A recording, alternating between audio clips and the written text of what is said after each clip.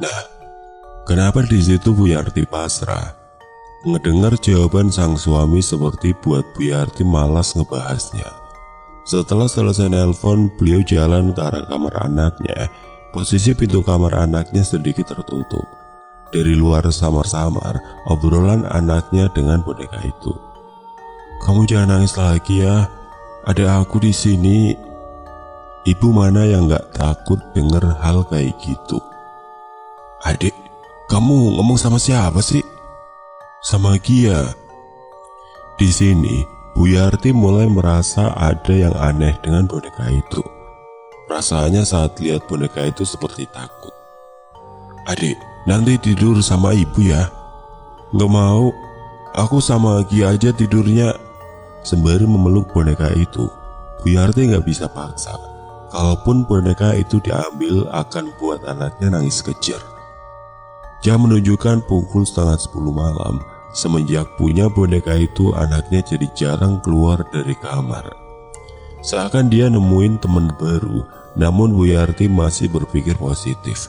Mungkin masih suka dengan mainan barunya. Saat itu beliau sedang nonton TV di ruang tengah.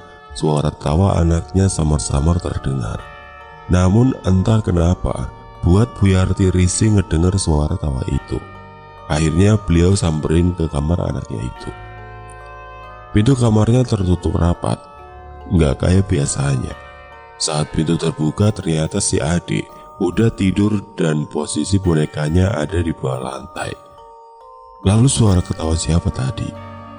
Makin kesini Bu Yarti sadar, semenjak boneka ini datang, kejadian-kejadian ganjil mulai terjadi di rumahnya.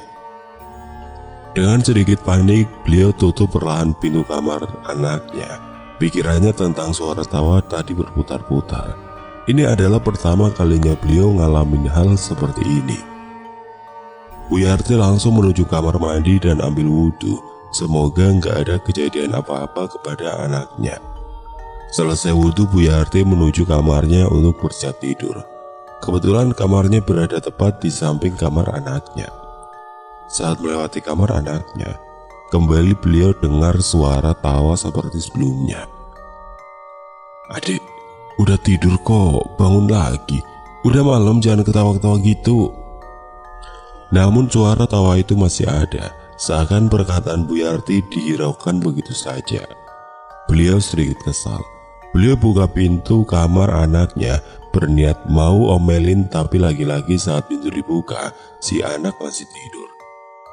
Pikir Bu Yarti ini anak mungkin sengaja tidur bohongan supaya nggak diomelin, dan juga boneka yang tadinya ada di lantai sekarang ada di atas kasur. Beliau samperin anaknya. Saat lihat mukanya, ternyata emang benar-benar tidur. Terus siapa yang dari tadi ketawa? Kembali Bu Yarti merasa merinding. Sejenak beliau lihat boneka itu dan niat untuk buang boneka itu semakin kuat. Akhirnya beliau ambil boneka itu dan dibawa. Niatnya mau langsung dibuang, tapi buat jaga-jaga kalau anaknya nyariin dan nangis kejer, jadi beliau taruh di lemari kamarnya. Setelah boneka itu ditaruh di lemari, Bu Yarti langsung merebahkan badannya ke kasur untuk tidur. Bu Yarti terbangun dari tidurnya. Sebuah suara mengganggu tidur nyenyaknya. Pandangannya buram. Beliau masih dalam keadaan setengah sadar, mencari asal suara tersebut. Duh. Bu Yarti langsung menoleh. Ya, asal suara itu dari lemari kamarnya. Suara itu berasal dari boneka tersebut ditaruh. Bu Yarti diam sejenak. Di situ beliau seakan menunggu dan meyakinkan diri kalau emang suara ketukan itu berasal dari lemari tersebut. 5 menit menunggu, gak ada lagi suara ketukan itu. Karena ngantuk, beliau lanjut untuk tidur. Saat matanya mulai terpejam, kali ini suara itu benar-benar dari lemari itu dan keras. Bu Yarti sampai kaget dan terbangun dari kasurnya. Astagfirullah. Bu Yarti panik, gelisah, merinding dan takut. Beliau langsung bangkit dari kasur dan menuju kamar anaknya. Beliau takut buat lanjut tidur di kamarnya. Suara adzan subuh samar-samar mengumandang. Bu Yarti terbangun dari tidurnya dan langsung menuju kamar mandi untuk sholat subuh. Mukena yang biasa beliau pakai ada di kamar. Saat itu Bu Yarti lupa dengan kejadian sebelumnya. 1 bulan setelah kedatangan Gia, aura rumah berubah. Ada hal aneh yang dirasakan oleh Bu Yarti, suasana yang seakan mencekam dan gak pernah ada sebelumnya. Makin hari si adik semakin bertingkah aneh. Setiap hari selalu bermain dengan Gia, bahkan terkadang sampai susah buat makan. Gia seakan menghipnotis si adik. "Adik, makan dulu sini, taruh bonekanya." Namun panggilan Bu Yarti dihiraukan si adik. Bahkan 3 kali panggilan tetap gak noleh sedikit pun. Astaga, Bu Yarti sedikit kesal. Dengan langkah sedikit terburu-buru, Bu Yarti menghampiri si adik yang sudah asik bermain dengan Gia di ruang TV, lalu menarik boneka itu secara paksa. "Adik, kalau ibu panggil itu dijawab sayang. Ayo makan dulu nak, kamu nanti lapar." Pandangan adik sedikit kosong. Bu Yarti sedikit kaget melihatnya. Wajahnya tanpa ekspresi, namun ada kata-kata yang keluar dari mulutnya dan membuat Bu Yarti terdiam. "Ibu jangan tarik paksa Gia, nanti Gianya kesakitan Bu. Kemarin Gia cerita sama aku katanya ibu ngunciin Gia di lemari ya." Pikir Bu Yarti, gimana bisa anaknya tahu kalau beliau taruh boneka itu di lemari kamarnya. Rasa khawatir seorang ibu makin menjadi. Ini adalah keanehan yang kesekian kalinya. "Ayo nak, makan dulu ya." Sembari berjalan, Bu Yarti melempar boneka itu ke sofa. "Ibu!" Tiba-tiba sebuah bentakan keluar dari mulut mungil si adik. Anak yang seharusnya belum mengerti apa-apa, kenapa sudah berani ngebentak orang tuanya? "Astagfirullah nak, siapa yang ngajarin kamu begitu?" "Ibu jangan sakitin Gia. Kalau ibu jahat sama Gia, aku juga bakal jahat sama ibu."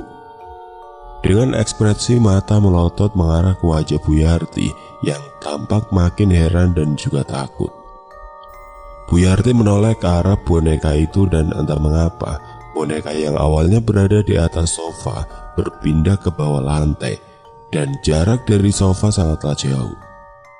Seakan boneka itu berjalan. Bu Yarti langsung menarik tangan si adik ke kamarnya.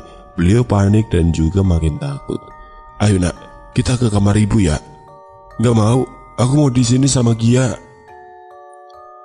Jawaban si adik selalu dengan nada tinggi yang seakan kesal dengan Bu Yarti. Gak pernah sekalipun beliau ngajarin si adik berbicara seperti itu kepada orang tuanya sendiri.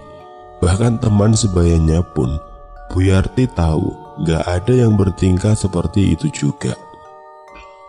Bu Yarti langsung melepas genggaman tangannya dan berjalan cepat ke arah kamar. Entah kenapa malam itu hatinya sedikit sesak melihat tingkah anaknya yang makin hari makin aneh. Air mata perlahan menetes, termenung di dalam kamarnya memikirkan penyebab anaknya seperti itu. Di saat itu juga terdengar samar-samar suara si adik seperti sedang berbicara. Bu Yarti membuka sedikit pintunya, mencoba mengintip apa yang sedang dilakukan oleh anaknya di ruang TV dan mencoba menguping pembicaraan si adik dengan boneka itu. "Gia tenang aja ya, aku bakal jagain kamu terus." Tidak terasa air mata beliau makin deras melihat tingkah anaknya itu.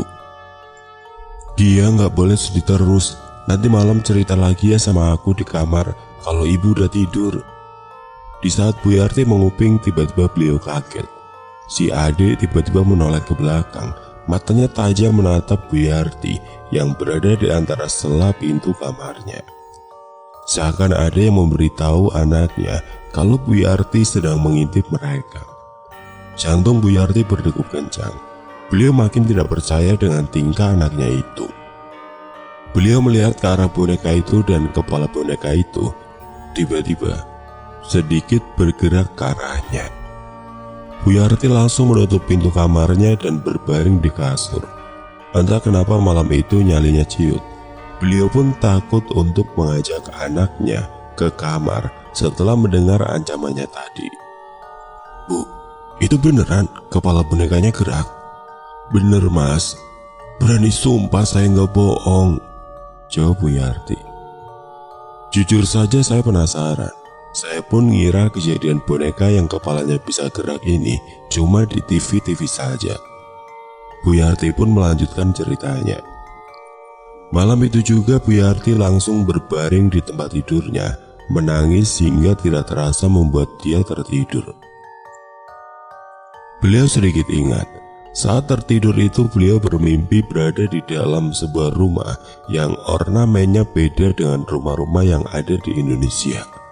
Seakan itu adalah tempat yang asing buat Bu Yarti. Beliau duduk di sebuah bangku kayu, di depannya terdapat sebuah kasur besar. Lalu Bu Yarti menoleh ke sebelah kirinya